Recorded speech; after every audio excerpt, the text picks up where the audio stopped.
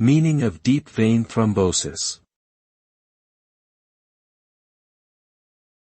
Deep vein thrombosis. Deep vein thrombosis. Deep vein thrombosis. Deep vein thrombosis.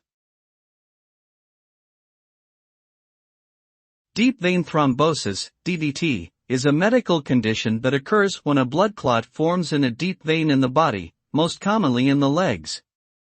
It can cause pain, swelling, and redness in the affected area, and if left untreated, the blood clot can break loose and travel to the lungs, causing a potentially life-threatening condition called pulmonary embolism.